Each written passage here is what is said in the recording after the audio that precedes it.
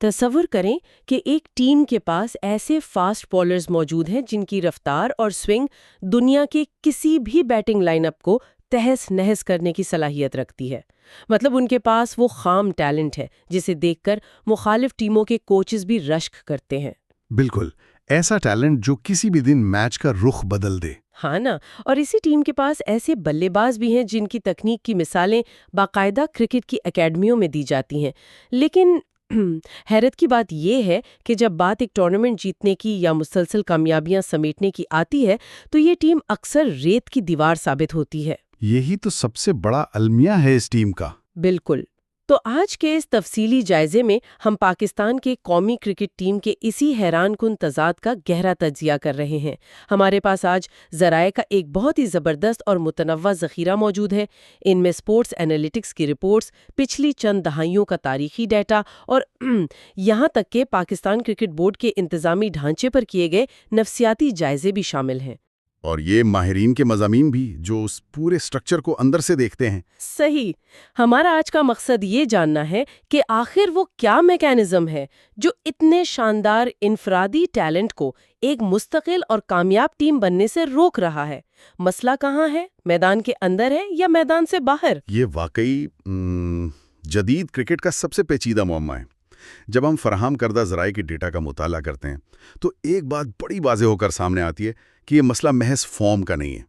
مطلب ہم اکثر کہہ دیتے نا کہ کھلاڑی آؤٹ آف فارم ہے۔ ہاں، وہ روایتی جملہ کہ بس آج دن نہیں تھا۔ بالکل، لیکن اس کے پیچھے گہرے ساختی اور نفسیاتی عوامل کار فرما ہیں۔ ہم اکثر چیزوں کو صرف سطح تک دیکھتے ہیں، لیکن آج ہم ان خامیوں کی اصل جڑوں تک جائیں گے۔ تو پھر اس بحث کا آغاز وہیں سے کرتے ہیں جو ہر کرکٹ مداح کے ذہن میں سب سے پہلا سوال ہوتا ہے، یعنی کھلاڑیوں کی صلاحیت۔ ذرائع کی رپورٹس اس بات پر مکمل متفق ہے کہ مسئلہ ٹیلنٹ کا قحط ہرگز نہیں ہے۔ ہرگز نہیں۔ مطلب آپ خود دیکھیں کے خلاف رنز بنانے کا فن جانتا ہے، اور بولنگ کے شعبے میں شاہین شاہ افریدی، حارث رؤف اور شاداب خان جیسے نام موجود ہیں جو اکیلے اپنے دم پر میچ جتوانے کی شہرت رکھتے ہیں۔ اور پاکستان کی سرزمین تو ویسے بھی قدرتی طور پر فاسٹ بولرز پیدا کرنے کی ایک فیکٹری سمجھی جاتی ہے جس کا کوئی ثانی نہیں ہے۔ صحیح۔ ذرائع کے تاریخی اعداد و شمار اس دعوے کی مکمل تائید کرتے ہیں۔ دنیا کے کسی بھی ملک نے اتنے کم وسائل کے ساتھ اتنے زیادہ عالمی معیار کے بولرز پیدا نہیں کیے۔ لیکن یہاں سمجھنے والی بات یہ ہے کہ خام ٹیلنٹ یا جسے ہم را ٹیلنٹ کہتے ہیں وہ آپ کو میچ کے مخصوص لمحات تو جتوا سکتا ہے۔ مطلب ایک چھکا یا ایک وکٹ؟ بالکل، ایک شاندار یارکر یا ایک بہترین کور ڈرائیو انفرادی مہارت کا ثبوت ہے، مگر جب آپ نے ایک سیریز جیتنی ہو یا ورلڈ کپ جیسے طویل ٹورنامنٹ میں دباؤ کے تحت مسلسل پرفارم کرنا ہو تو وہاں صرف ٹیلنٹ کام نہیں آتا۔ وہاں کچھ اور بھی چاہیے ہوتا ہے۔ وہاں آپ کو ایک ایسے نظام کی ضرورت ہوتی ہے جو اس ٹیلنٹ کو ایک سمت دے سکے۔ اس صورتحال کو دیکھ کر میرے ذہن میں ایک تشبیہ آ رہی ہے، ایک جدید مشین کی یا کچن کی۔ چلیں کچن کی مثال لیتے ہیں۔ فرض کریں کہ ایک کچن ہے جہاں دنیا کے بہترین اور مہنگے ترین اجزاء موجود ہیں۔ اچھا، لیکن اس کچن میں کوئی واضح ترکیب یعنی ریسیپی موجود نہیں ہے، تو نتیجہ کیا نکلے گا؟ وہ ڈش کبھی تو لاجواب بن جائے گی کیونکہ اجزاء اچھے ہیں، اور کبھی بالکل خراب بنے گی۔ کیا پاکستان کرکٹ ٹیم کی صورتحال بھی ایسی ہی نہیں ہے؟ بہت زبردست مثال دی ہے۔ یا جیسے آپ ایک سپر کمپیوٹر کی بات کر لیں جس میں دنیا کا بہترین پروسیسر لگا ہے، لیکن اس کا آپریٹنگ سسٹم پرانا اور وائرس زدہ ہے، وہ ہینگ تو ہوگا نا؟ بالکل، مطلب انفرادی پرزے تو شاندار ہیں لیکن ان کو چلانے والا کوئی مستحکم سافٹ ویئر نہیں ہے۔ اور جب ہم اس سافٹ ویئر کی خامیوں کو تلاش کرنے کے لیے ذرائع کی طرف دیکھتے ہیں تو سراغ سیدھا میدان سے باہر انتظامی سطح کی طرف جاتا ہے۔ اچھا؟ جی، اسپورٹس سائیکالوجی کی رپورٹس واضح کرتی ہیں کہ گراؤنڈ میں جو کچھ نظر آتا ہے وہ دراصل ڈریسنگ روم اور بورڈ روم میں ہونے والے فیصلوں کا نتیجہ ہوتا ہے۔ یہاں مجھے ذرا الجھن ہو رہی ہے۔ میں سمجھ سکتی ہوں کہ انتظامیہ اہم ہوتی ہے، لیکن دیکھیں اگر ایک کھلاڑی پچ پر کھڑا ہے اور اس کی طرف 150 کلومیٹر فی گھنٹہ کی رفتار سے گیند آ رہی ہے تو اس وقت اسے کیا پرواہ کہ بورڈ کا چیئرمین کون ہے؟ بظاہر تو ایسا ہی لگتا ہے۔ ہاں، مطلب گیند تو اس کے سامنے ہے، اسے تو صرف بلے سے ہٹ کرنا ہے۔ کیا ہم انتظامی معاملات کو کچھ زیادہ ہی اہمیت تو نہیں دے رہے؟ یہ ایک بہت عام سوال ہے۔ بظاہر ایسا ہی لگتا ہے کہ اس ایک سیکنڈ میں صرف بلے باز اور گیند کا ہی تعلق ہے، لیکن انسانی دماغ اس طرح کام نہیں کرتا۔ ذرائع نے یہاں کوگنیٹو لوڈ یعنی ذہنی دباؤ کے بوجھ کی اصطلاح استعمال کیا۔ Cognitive load? اچھا۔ جی، جب کسی کارپوریٹ ادارے یا کرکٹ بورڈ میں مسلسل اکھاڑ پھیر ہو رہی ہوتی ہے تو اس کا براہ راست اثر ملازم یعنی کھلاڑی کی نفسیات پر پڑتا ہے۔ پچھلے کچھ عرصے میں ہم نے دیکھا کہ بابر اعظم اور شاہین شاہ افریدی کے درمیان کپتانی کا تبادلہ کتنی تیزی سے اور کتنے غیر یقینی انداز میں ہوا۔ اوہ ہاں، ذرائع میں اس واقعے کا خاص طور پر ذکر ہے کہ کس طرح قیادت میں بار بار ہونے والی ان تبدیلیوں نے پوری ٹیم کے مورال کو متاثر کیا۔ ایک کو لائے، پھر ہٹایا، پھر واپس لے آئے۔ بالکل، اور یہی وہ مقام ہے جہاں سے سروائیول مائنڈ سیٹ یعنی محض اپنی جگہ بچانے کی سوچ جنم لیتی ہے۔ جب کھلاڑی کو یہ محسوس ہو کہ اس کا کپتان خود غیر محفوظ ہے اور کوئی بھی فیصلہ طویل مدتی نہیں ہے تو اس کے اندر عدم تحفظ پیدا ہو جاتا ہے۔ یعنی وہ ڈر کر کھیلتا ہے؟ بالکل، وہ 150 کلومیٹر کی رفتار سے آتی ہوئی گیند کو کھیلتے وقت صرف یہ نہیں سوچ رہا ہوتا کہ اس پر چھکا کیسے مارنا ہے، بلکہ اس کے لاشعور میں یہ ڈر بھی ہوتا ہے کہ اگر میں آؤٹ ہو گیا تو اگلی سیریز میں نیا چیئرمین یا نیا کوچ آئے گا اور مجھے ٹیم سے باہر کر دے گا۔ اف، یہ تو بہت زہریلا ماحول ہے۔ آسٹریلیا اور انڈیا کی مثالیں ہمارے ذرائع میں موجود ہیں۔ وہ جب کسی کو کپتان بناتے ہیں تو اسے ایک طویل عرصہ دیتے ہیں، چاہے وہ ابتدائی چند میچ ہار بھی جائے۔ اس سے ڈریسنگ روم میں ایک کلچر پروان چڑھتا ہے۔ اس کا مطلب ہے کہ عدم استحکام محض خبروں کے حد تک نہیں رہتا، بلکہ وہ کھلاڑی کی فیصلہ سازی کو بالکل اپاہج کر دیتا ہے۔ لیکن یہ عدم استحکام صرف اوپر کی سطح تک محدود نہیں ہے۔ نہیں، بالکل نیچے۔ ہاں، جب ہم ذرائع کا مزید مطالعہ کرتے ہیں تو ایک اور بڑی ساختی خامی نظر آتی ہے جو شاید اس سے بھی زیادہ گہری ہے، اور وہ ہے پاکستان کا ڈومیسٹک سٹرکچر۔ ہم نے دہائیوں سے سنا ہے کہ ڈومیسٹک کرکٹ کسی بھی ملک کی کرکٹ کی نرسری ہوتی ہے۔ بجا فرمایا۔ ذرائع کے مطابق پاکستان کے ڈومیسٹک سٹرکچر کے ساتھ سب سے بڑا المیہ یہ رہا ہے کہ اسے کبھی ایک مستقل شکل نہیں دی گئی۔ کبھی ڈپارٹمنٹل کرکٹ کو فروغ دیا جاتا ہے جس میں مختلف ادارے ٹیمیں بناتے ہیں، اور کبھی اچانک راتوں رات اسے ختم کر کے ریجنل کرکٹ کا ماڈل نافذ کر دیا جاتا ہے جہاں کھلاڑی شہروں کی نمائندگی کرتے ہیں، پھر کچھ سال بعد واپس پرانے سسٹم کی طرف چلے جاتے ہیں۔ تو اس بار بار کی تبدیلی کا اس نوجوان کرکٹر پر کیا اثر پڑتا ہے جو ابھی اپنا کریئر شروع کر رہا ہے؟ کیونکہ ذرائع بتاتے ہیں کہ آسٹریلیا کا شیفیلڈ شیلڈ نظام یا انگلینڈ کا کاؤنٹی سسٹم وہ تو دہائیوں سے بغیر کسی بڑی تبدیلی کے چل رہا ہے، اور ان کے کھلاڑی اسی تسلسل کی وجہ سے پک ہو کر تیار ہوتے ہیں۔ ہمارے ہاں اس کا سیدھا تعلق کھلاڑی کے معاشی اور ذہنی تحفظ سے ہے۔ جب ایک نوجوان کرکٹر ڈپارٹمنٹل سسٹم میں کھیل رہا ہو تو اسے ایک باقاعدہ تنخواہ اور ملازمت کا تحفظ حاصل ہوتا ہے۔ صحیح، ایک سکون ہوتا ہے۔ لیکن جب وہ سسٹم اچانک ختم ہو جائے اور اسے یہ نہ پتا ہو کہ اگلے سال اس کی آمدنی کا ذریعہ کیا ہوگا تو وہ ایک شدید ذہنی اذیت کا شکار ہو جاتا ہے۔ ذرائع کی نفسیاتی رپورٹس بتاتی ہیں کہ ایسے ماحول میں کھلاڑی رسک لینا چھوڑ دیتے ہیں۔ اچھا، مطلب وہ سیف کھیلنے لگتے ہیں؟ جی، وہ ٹیم کو جتوانے کے بجائے اپنی 50 یا سینچری پوری کرنے پر توجہ دینے لگتے ہیں تاکہ ان کے اعداد و شمار بہتر رہیں اور انہیں اگلا کانٹریکٹ مل سکے۔ یہ خود غرضی ان کی فطرت نہیں ہوتی، بلکہ یہ اس غیر محفوظ نظام کا دیا ہوا دفاعی میکانزم ہوتا ہے۔ مطلب سسٹم انہیں مجبور کر رہا ہے کہ اپنے لیے کھیلو۔ بالکل، اور جب یہی مائنڈ سیٹ لے کر وہ انٹرنیشنل کرکٹ میں آتے ہیں تو وہ یکدم تبدیل تو نہیں ہو سکتا نا۔ یہ ایک انتہائی خوفناک حقیقت ہے کہ نظام خود کھلاڑیوں کو انفرادی کھیل کھیلنے پر مجبور کر رہا ہے، اور پھر جیسے ہی یہ کھلاڑی جن کی بنیاد اتنی غیر مستحکم ہے بین الاقوامی کرکٹ میں قدم رکھتے ہیں، ان کا سامنا ایک نئے اور انتہائی ظالم افریت سے ہوتا ہے: سوشل میڈیا۔ سوشل میڈیا، بالکل۔ ذرائع میں اس بات پر بہت زور دیا گیا ہے کہ پاکستانی کرکٹ شائقین کا جذبہ کس طرح جدید ڈیجیٹل دور میں ایک شدید دباؤ کی شکل اختیار کر چکا ہے۔ آج کی کرکٹ 20 سال پرانے کرکٹ سے بہت مختلف ہے۔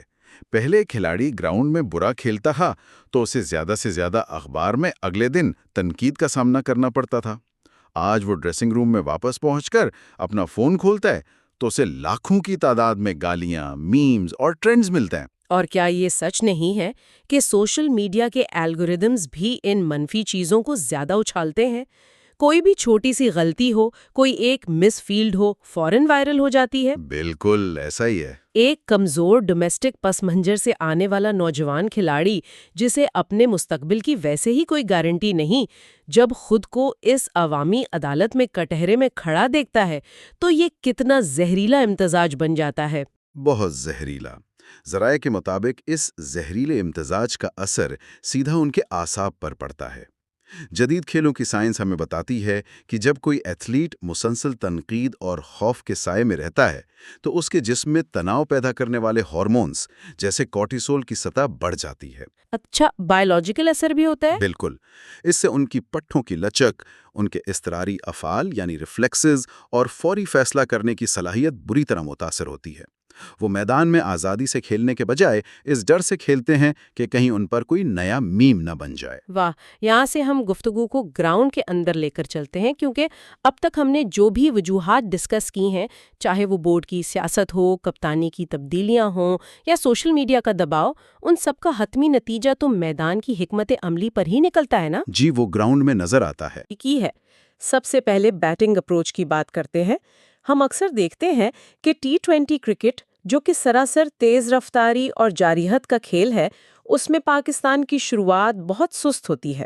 بہت سست، جی۔ بابر اور رضوان کی شراکت داری پر ذرائع میں خاصی تنقید کی گئی ہے کہ ان کا سٹرائک ریٹ جدید تقاضوں سے ہم آہنگ نہیں ہوتا۔ یہ دراصل وہی بچاؤ کی حکمت عملی کی عملی شکل ہے جس کا ہم نے ابھی ذکر کیا تھا۔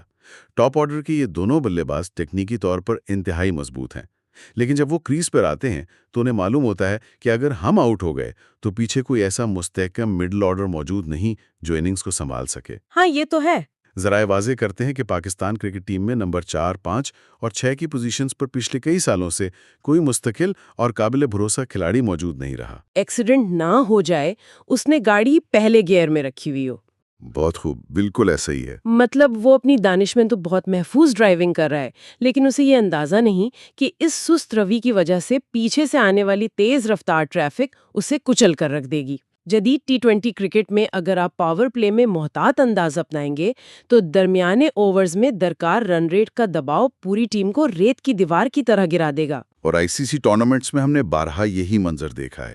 آپ نے بالکل اس میکانزم کو واضح کر دیا کہ سست شروعات دراصل احتیاط نہیں بلکہ پیچھے موجود خامیوں کا خوف ہے۔ صحیح۔ دوسری جانب جب ہم بولنگ کی بات کرتے ہیں تو ذرائع اس بات کی طرف اشارہ کرتے ہیں کہ فاسٹ بولرز، خاص طور پر شاہین شاہ آفریدی اور حارث رؤف پر ضرورت سے زیادہ انحصار کیا جا رہا ہے۔ لیکن فاسٹ بولنگ تو پاکستان کا روایتی ہتھیار ہے، اس پر انحصار کرنے میں کیا برائی ہے؟ اگر آپ کے پاس ایک خطرناک چیز موجود ہے تو آپ اسے ہی بار بار استعمال کریں گے نا؟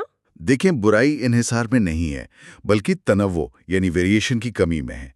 جدید کرکٹ میں پچز اور حالات بہت تیزی سے بدلتے ہیں۔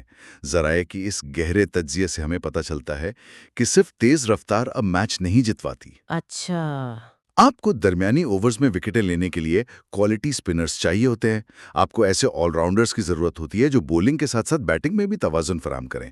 جب پوری حکمت عملی صرف 2 فاسٹ بولرز کے ابتدائی اوورز پر کھڑی ہو اور فرض کریں کسی دن وہ وکٹ نہ لے سکیں یا انجرڈ ہو جائیں تو ٹیم کے پاس کوئی پلان بھی نہیں ہوتا۔ یعنی وہ بالکل بلینک ہو جاتے ہیں۔ بالکل، یہ ایک اور بڑی خامی ہے جو سطحی سوچ اور طویل المدتی منصوبہ بندی کی کمی کو ظاہر کرتی ہے۔ اب آتے ہیں اس مسئلے کی طرف جو میرے خیال میں ہر پاکستانی کرکٹ مداح کے لیے سب سے زیادہ تکلیف دہ ہے، اور وہ ہے فیلڈنگ۔ ذرائع کی رپورٹس چیخ چیخ کر کہہ رہی ہیں کہ اہم میچز میں کیچ ڈراپ کرنا اور رن آؤٹ کے موقع ضائع کرنا پاکستان کرکٹ کی ایک مستقل پہچان بن چکا ہے۔ بدقسمتی سے، ہاں۔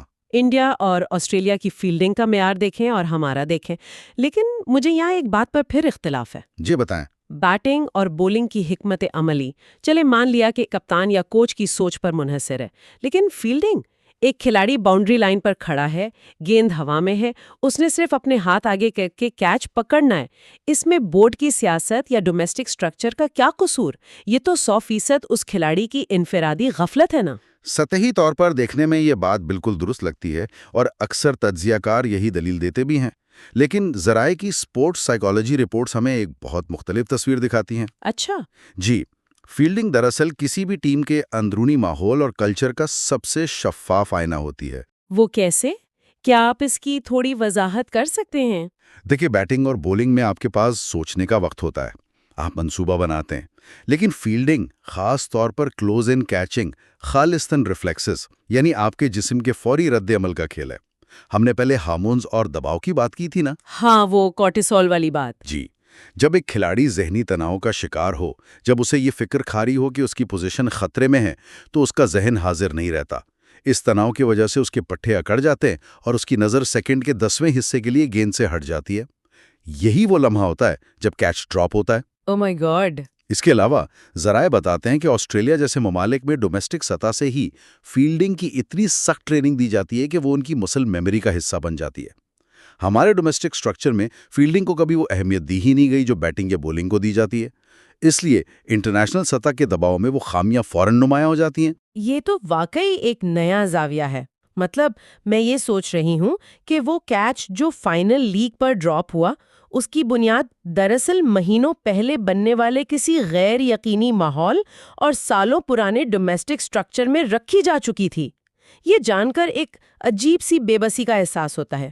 سیاست، دباؤ، خوف، غیر مستقل مزاجی، ان سب چیزوں نے مل کر اس شاندار ٹیلنٹ کو جیسے جکڑ کر رکھ دیا ہے۔ صورتحال یقیناً گمبھیر ہے، لیکن ذرائع کا آخری حصہ ہمیں ایک بہت ہی انوکھی امید کی طرف لے کر جاتا ہے۔ ان تمام ساختی اور انتظامی خامیوں اور ان تمام تکنیکی کمزوریوں کے باوجود پاکستان کرکٹ ٹیم میں ایک ایسا عنصر پایا جاتا ہے جو کرکٹ کی تاریخ میں کسی اور ٹیم کے پاس نہیں ہے۔ جی ہاں، ذرائع نے اس کے لیے غیر متوقع شاندار کارکردگی یا انپریڈکٹیبل بریلینس کی اصطلاح استعمال کی ہے۔ بالکل۔ یہ وہ چیز ہے جو سپورٹس ڈیٹا اینالسسٹ کے تمام ماڈلز اور پیشین گوئیوں کو زمین بوس کر دیتی ہے۔ ہم نے دیکھا ہے کہ یہی وہ ٹیم ہے جو کسی بھی وقت کسی بھی بڑی سے بڑی طاقت کو زیر کر سکتی ہے۔ ذرائع کے مطابق یہ ٹیم اپنے عروج پر ایک روانی، ایک قدرتی جادو کے تحت کھیلتی ہے۔ مثال کے طور پر 2017 کی چیمپئنز ٹرافی کو دیکھ لیں، ٹیم رینکنگ میں سب سے نیچے تھی۔ ہاں، وہ تو کوئی بھول ہی نہیں سکتا۔ پہلا میچ بری طرح ہارنے کے بعد کسی کو امید نہیں تھی، لیکن پھر انہوں نے جس طرح ٹورنامنٹ جیتا وہ تاریخ کا حصہ ہے۔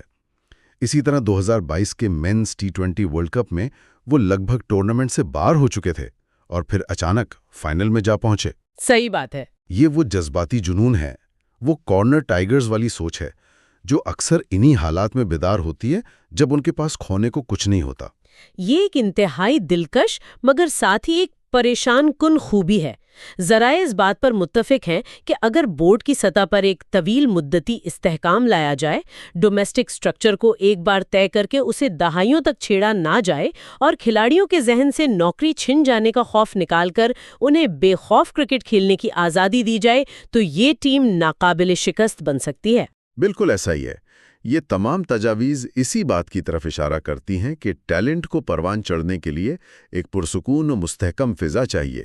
جب کھلاڑی کو یقین ہو کہ اس کا سسٹم اس کی پشت پر کھڑا ہے تو وہ گراؤنڈ میں 100% سے بھی زیادہ پرفارم کرتا ہے۔